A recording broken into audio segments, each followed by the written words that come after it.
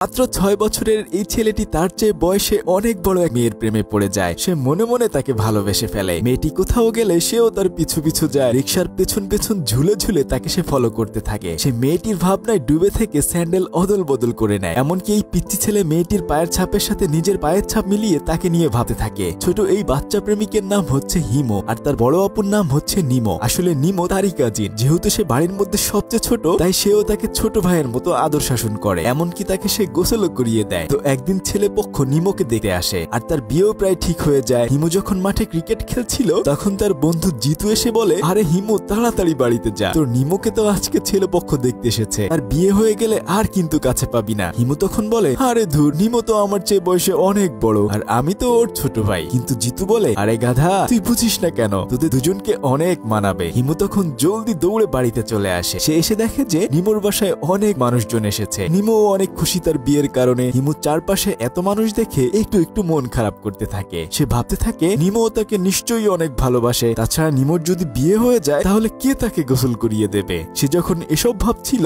তখন ওখানে নিমো এসে বলে, কি রে পিচ্চি ছেলে, কি করিস এখানে? সে তখন নিমোকে বলে, তুমি আমাকে একদমই পিচ্চি বলবে না, আমি এখন অনেক বড় হয়ে গেছি, আর তুমি নাকি আমাকে ছেড়ে একবারেই চলে যাচ্ছ। তখন নিমো বলে, আরে না, তোকে ছেড়ে আমি কোথায় যাব বল। আর এরপর হিমু বাড়িতে এসে সারাদিন নিমোকে নিয়েই ভাবতে থাকে। তার মা যখন দেয়ালে পেরেক ঠুকছিল, সে তখন বলে, দাও মা, আমি করে দেই। কিন্তু তার মা বলে, তুই পিচ্চি ছেলে, এসব পারবি নাকি? এই কথা শুনেই হিমু নিজেকে বড় প্রমাণ করার জন্য পেরেক পুঁততে যায়। কিন্তু ওখানে নিমো তার বিয়ের শাড়ি দেখাতে এলে হিমু তার দিকে তাকিয়ে বারবার দেখতে থাকে, আর তখনই হাতে পাথর লেগে কেটে যায়। পরদিন ছেলে পক্ষ নিমোদের বাড়িতে তাকে এঙ্গেজমেন্ট করতে আসে। তখন তার বন্ধু জিতু তাকে এই খবর দিলে সে দৌড়ে ক্রিকেট খেলা বাদ দিয়ে নিমোদের বাড়িতে চলে আসে। আর সে ওখানে দেখে যে একটা ছেলে নিমোকে আংটি পরিয়ে দিচ্ছে, আর এটা দেখে পিচ্চি হিমুর হৃদয় একদম ভেঙে চুরমার হয়ে যায়। পরদিন যখন ছেলে পক্ষের মানুষজন নৌকায় ঘুরতে আসে, বেচারা হিমু রাগ করে বরের সাথে তো কথাই বলে না। কিন্তু নিমো তো তার বিয়ের জন্য অনেক বেশি খুশি ছিল। সে কিছু পুরনো ছবি দেখছিল, আর হিমো তার কোলে শুয়েছিল। সে তখন নিমোর চুল দিয়ে নিজের গোপ দাড়ি বানিয়ে বড় হওয়ার প্র্যাকটিস করছিল। কিন্তু তার বন্ধু জিতু তখন বলতে থাকে, কিরে, তোর পাখি কিন্তু অন্য একজন বিয়ে করে নিয়ে যাবে রে। তাই সে পরদিন নিজের হাতে একটা মালা বানিয়ে নিমোর গলায় পরিয়ে দেয়, আর বলতে থাকে, তুমি শুধুই আমার, তোমাকে আমি কোথাও যেতে দিব না। এই কথা বলেই সে ভোঁ দৌড় মারে, যার ফলে তার লুঙ্গিটাও খুলে যায়। সে বাড়িতে এসেই এখন আর হাফ প্যান্ট না পরে বরং ফুল প্যান্ট পরতে শুরু করে। এমনকি সে মোচ ওঠার জন্য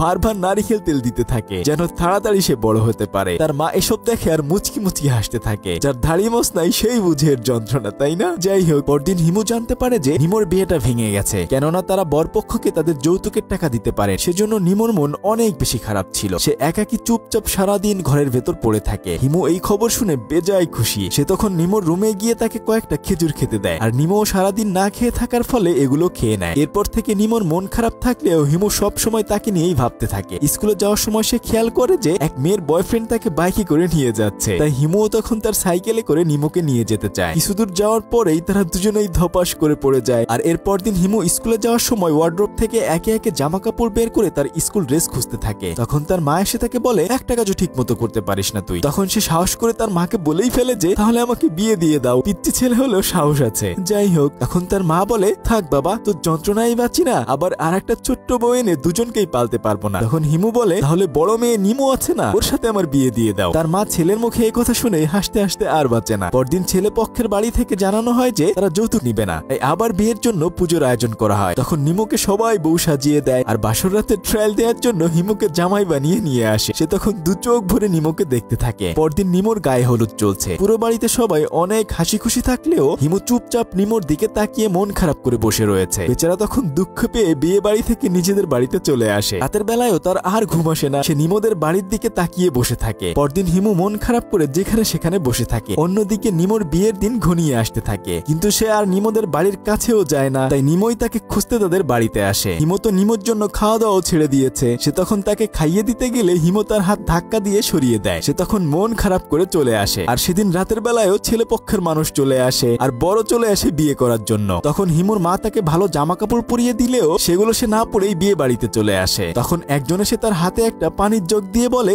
যা তো এটা নিমোর কাছে দিয়ে আয়। সে গিয়ে দেখে নিমো অনেক আনন্দ আছে, সবার সাথে ছবি তুলছে। এটা দেখে হিমু হিংসায় জ্বলতে জ্বলতে নিচে সে জগটি ফেলে দেয়। সে রাগ করে তখন ওখানে থাকা কয়েকটি মাটির হাড়িও ভেঙে ফেলে। এসব কিছু দেখে তার মা এসে তার গালে ঠাস ঠাস কয়েকটা চড় বসিয়ে দেয়। বাইরে চিল্লাচিল্লির আওয়াজ শুনে নিমো বাইরে এসে দেখে হিমুর মা তাকে মারছে। তখন হিমু তার দিকে দিকে তাকিয়ে থাকে। বাড়িতে ফিরে বেচারা সারা রাত আর ঘুমাতে পারে না। পরদিন যখন নিমোকে সবাই বিদায় দিচ্ছিল তখন হিমুর মা তাকে জোর করে নিয়ে আসে। নিমো তখন হিমুকে জড়িয়ে ধরে কাঁদতে থাকে। কিছুক্ষণ পরে নিমোকে গাড়িতে করে নিয়ে যায়, কিন্তু সে খেয়াল করে যে হিমো তাকে দেয়া সেই মঙ্গলসূত্রটি নিজ হাতে খুলে নিয়ে গেছে, আর সেটা সে মন খারাপ করে দূরে ছুঁড়ে মারে। ছোটবেলায় আপনিও এমন কাউকে পছন্দ করেছেন কিনা ঝটপট কমেন্ট করে জানিয়ে দিন। এতক্ষণ আপনাদের সাথে ছিলাম আমি সাদি। ভালো থাকুন সবাই, আল্লাহ হাফেজ।